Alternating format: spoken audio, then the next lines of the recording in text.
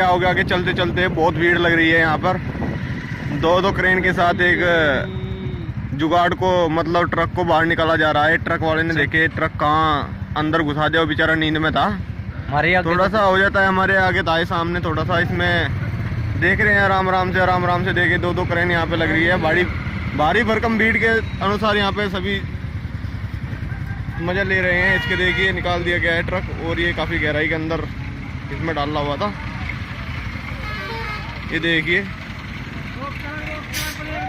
ये कम से कम 15 फुट गहराई के अंदर नीचे उतर गया।